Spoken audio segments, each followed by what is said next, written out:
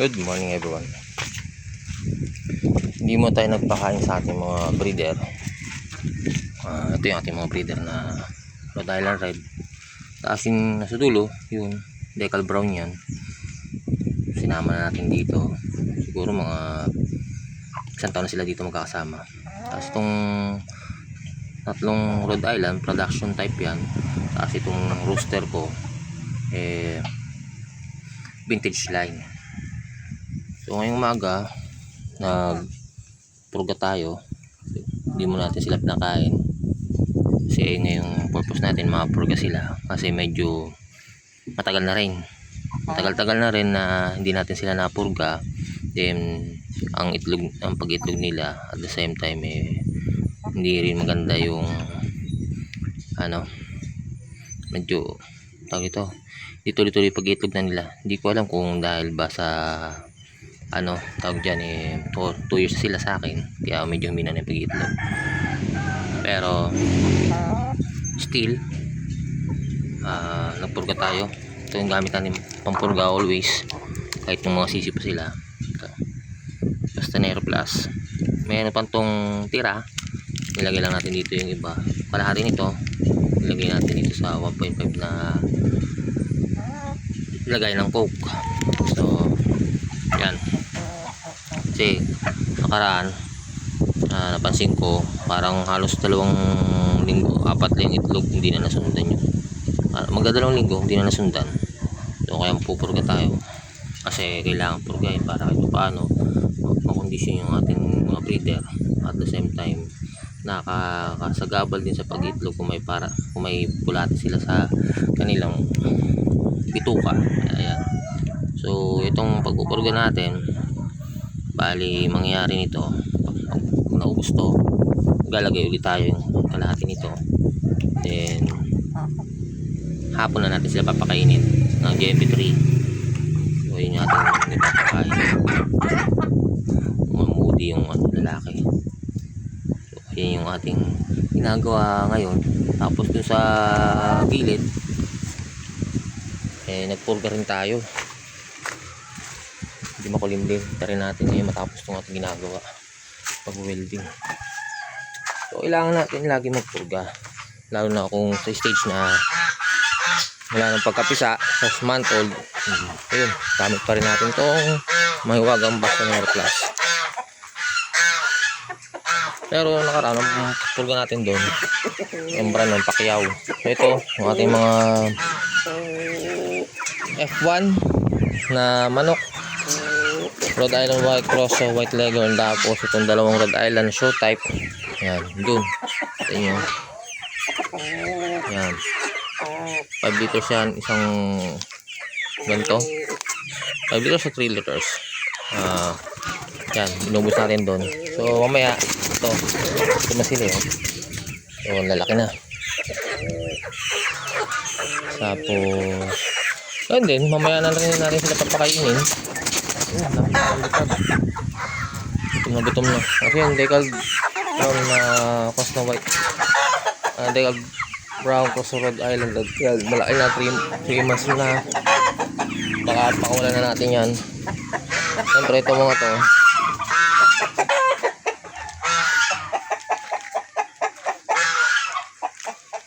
purgahin ko pa rin pala ito. Lagyan natin konti.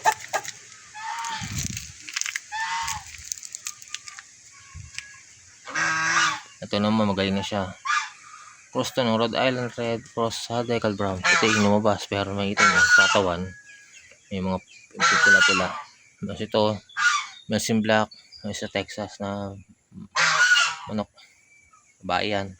So maghanap tayo ng pwedeng para sa dalawang to para meron tayong game call na bubuin. Pero as of now wala tayong makita na medyo mura. So ayan, magaling na sila, wala na silang sipon. So ayun lang, ang laki na nito ating cross ng IMC Money Rooster to Rhode Island Red na production type. Kala ko dati babae yan, pero kahit tinira natin lalaki pala. Medyo nagkakamali pa rin tayo sa gender ating mga manok. So ito man tayo. Ito may tayong malunggay. Dalawa yan sa may kabilang gilid. Ayan. Para kahit pa paano may pagkukuha tayo ng source ng pagkain nila. So ayan. Itong vintage line natin, binili natin to sa Goa, sa papuntang Tinambak. So pure breed yan. Medyo na maitlog, kailangan purgahin na rin. Yan, lakas yung minom. So magaganda yung binigay na ano to, mga sisiw, mga nakaramong batch. Talagang malalaki sila at kitang quality. So ngayon try natin sila yung condition, tapos so pag na-condition na, waitin tayo na makaitlog sila. Then pag napadami ng itlog, saka natin sila ngayon itong mga production, focus na natin sa show type para mas maganda yung quality na bibigay na sisiw at mas maganda ang pangingitlog uli ng mga susunod na batch. Pero syempre ang gagawin natin doon, magtitira lang tayo ng konti, tapos pabalik-balik lang crossing natin, balik ulit sa vintage line. So ayun, so kailangan talaga now purga, mas maganda. Pag ganito mga breeder, minsan ginagawa ko every 2 months or after mula nung pinurga sila, maghintay ulit tayo ng 2 months, purgay natin ulit sila. So ganyan yung ginagawa ko. Minsan nakakaligtaan ko na rin dahil sa busy, parang magti-3 months na bago sila napurga. Kasi hindi ako nagpupurga pag nangingitlog sila eh. Ngayon hindi naman sila nangingitlog, kaya pupurgay natin. Yan kasi minum. Tapos syempre mag-vitamins tayo, Vitamin Pro. So yun yung gagawin natin.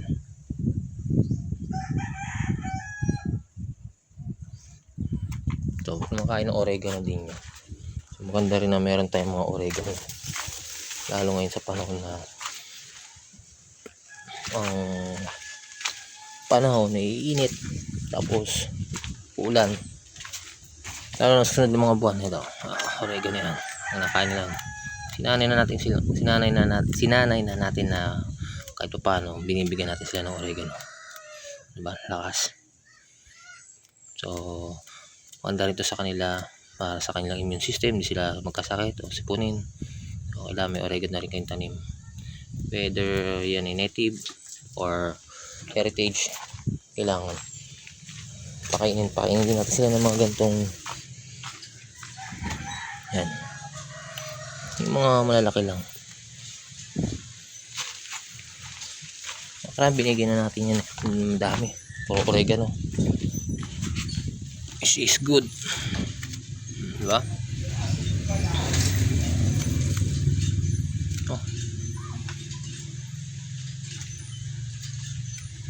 Pero konti lang na daw kasi nagpupurga tayo, dapat hindi natin papakainin, pero ito lang, okay na to. Ganito.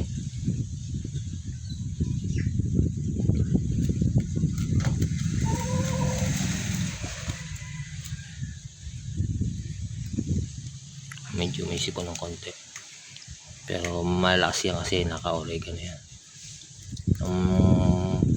Ito napansin yung bulag yan kasi tinamaan ng ano yan last time, yung kuraysa. Tinanggal natin yung pinakanana, tapos bumalik uli, tinanggal pa rin natin yung pinakanana. Pero ayun na, hindi na bumalik yung pinakanan niya. So pero okay lang yan, as long as di na siya nagkakasakit at okay naman yung isang mata niya. Hindi naman minsan naapektuhan yung mga sisiw, kasi nakita naman natin yung mga lapisan ng sisiw, maayos naman, normal. Huwag lang inborn na ganyan yung mata, kasi maaaring magkaroon yung mga sisiw na tulad ng sa linya ng fathers. Basta huwag lang inborn yung ano na breed na natin. Ito hindi naman eh, maayos, normal to nung binili natin. Pero ang kaganda lang dito kasi mas maganda talaga mag-breed tayo ng rooster na matanda na, nasa edad na sila talaga, para makikita yun yung sa mga itlog pa, makita nyo malaki.